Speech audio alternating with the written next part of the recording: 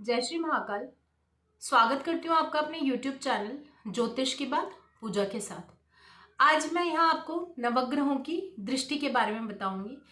लेकिन देखिए, ज्योतिष पे विश्वास करने के लिए हमको आध्यात्मिक होना पड़ेगा, क्योंकि जो ज्योतिष है वो वेद का नेत्र है और वेद सर्वोपरि है।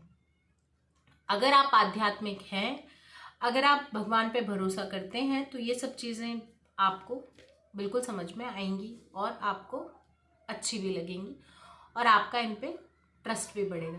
ठीक है, तो शुरू करते हैं हम सूर्य से। सूर्य के पास एक ही दृष्टि है, 7वीं दृष्टि, सीधी दृष्टि डालते हैं सूर्य। देखिए, मैं आपको इसको कुंडली से भी समझाऊंगी, जैसे कि कुंडली का चित्र बना के, और ये किस तरह से दृष्टि डालते हैं वो सब चीजें मैं भी आपको बताऊंगी। तो सूर्य की मैंने आपसे सीधी दृष्टि, 7वीं दृष्टि बताई, एक ही दृष्टि प्राप्त है। हम मंगल की चंद्रमा की बात करें तो चंद्रमा के पास भी एक ही दृष्टि प्राप्त है, 7वीं दृष्टि। मंगल को छोड़ देते हैं क्योंकि उनके पास अलग से 2 दृष्टियां प्राप्त हैं, तो वो मैं आपको बताऊंगी। बुध की बात करें तो उनके पास भी एक ही दृष्टि है, 7वीं दृष्टि। शुक्र की बात करें, इनके पास भी एक ही दृष्टि है। अब हम बात करते हैं मंगल के पास 7वीं दृष्टि है, उसके अलावा इनको विशेष रूप से 2 दृष्टियां और प्राप्त हैं, 4थी दृष्टि, 8वीं दृष्टि। मैं गुरु की बात करूं तो इनके पास भी 3 दृष्टियां प्राप्त हैं। जो 7वीं दृष्टि सबके पास है वो इनके पास भी है, और 2 दृष्टि इनको विशेष रूप से और प्राप्त है, 5वीं दृष्टि और 9वीं दृष्टि। फिर शनि की बात करें, इनके पास 7वीं दृष्टि है ही और 2 दृष्टियां और हैं, तो इनके पास 3री दृष्टि और 10वीं दृष्टि। राहु और केतु जो हैं वो छाया ग्रह हैं, उनका खुद का कोई अस्तित्व नहीं होता, पर वो गुरुवत दृष्टि देते हैं। तो गुरु, जैसे मैंने बताया, 5वीं दृष्टि और 9वीं दृष्टि है, ऐसे ही राहु और केतु को भी 7वीं दृष्टि तो प्राप्त है, इसके अलावा ये गुरुवत हैं, मतलब 5वीं दृष्टि और 7वीं दृष्टि राहु केतु दोनों के पास है। अब देखिए कैसे दृष्टि डालते हैं, कैसे हम देखते हैं कुंडली में, वो मैं आपको बताती हूँ। जैसे ये एक कुंडली है, ठीक है, तो यहाँ अगर मान लो यहाँ सूर्य बैठे हैं फर्स्ट हाउस में, ठीक है, तो ये 7वीं दृष्टि यहाँ डालेंगे। अब हम कैसे गिनते हैं, 1 2 3 4 5 6 7, ठीक है, 8 9 10, ठीक है ना, ऐसे हम इसको गिनते हैं। अब देखिए, मैंने आपको 4थी दृष्टि बताई, जैसे मंगल की। तो जब मंगल, हालांकि ये भाव जब मैं आपको समझाऊंगी तो और अच्छे से आपको चीजें समझ में आएंगी। अब मंगल की 4थी दृष्टि क्यों है, सुनिए। मंगल कौन, सेनापति।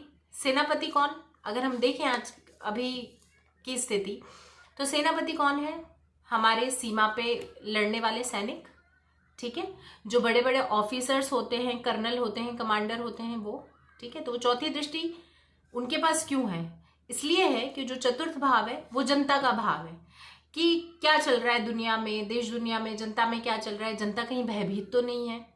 अगर जनता को भय है तो वो जो हमारे सैनिक हैं वो हम लोगों का ध्यान रखते हैं, ठीक है, इसलिए इनको विशेष रूप से प्राप्त है मंगल को, 4थी दृष्टि हो गई। अब 8वीं दृष्टि क्या है, 8वां जो भाव है वो है मृत्यु का भाव, ठीक है। अब इसको ऐसे समझिए आप कि एक सैनिक जब सीमा पे होता है तो उसको सबका ध्यान तो रखना है, उसके साथ साथ उसको अपना भी ध्यान रखना है, कि अगर वो अपना ध्यान नहीं रखा, कहीं से गोली लगी और मृत्यु, है ना, तो उसको ये भी ध्यान रखना है कि मैं अगर थोड़ा सा भी चूका तो वो, इसलिए उसकी 8वीं दृष्टि पड़ रही है मृत्यु भाव पे, तो वो उस भाव को, मतलब उस भाव को भी वो देख रहे हैं, ऐसे हमें समझना है, ठीक है। अब मैं अगर बात करूं बुध की, तो जो बुध हैं वो एक ही दृष्टि क्यों डालते हैं, सॉरी, मैं सूर्य और चंद्रमा का बताना भूल गई, पहले सूर्य और चंद्रमा का सुन लीजिए। सूर्य के पास एक दृष्टि क्यों है, सूर्य जो मैंने आपको जैसे बताया था, ये राजा हैं, पिता के कारक हैं, आत्मा के कारक हैं। तो एक राजा, उसकी दृष्टि मतलब वो अपनी संतति को भी एक दृष्टि से देखे और वो अपनी प्रजा को भी एक दृष्टि से देखे, है ना, तभी वो अच्छा राजा कहलाएगा। तो ऐसे ही सूर्य राजा है तो उनके पास एक ही दृष्टि है, ठीक है। अब मैं बात करूं चंद्रमा की, तो चंद्रमा जो है वो माँ के कारक हैं। एक माँ अपने बच्चों में कभी भी भेदभाव नहीं करती, सभी को एक ही दृष्टि से देखती है। तो इसलिए चंद्रमा को भी एक दृष्टि प्राप्त है। अब मैं बात करूं बुध की, तो बुध जो है वो मैंने आपको बताया था बालक के कारक है ना।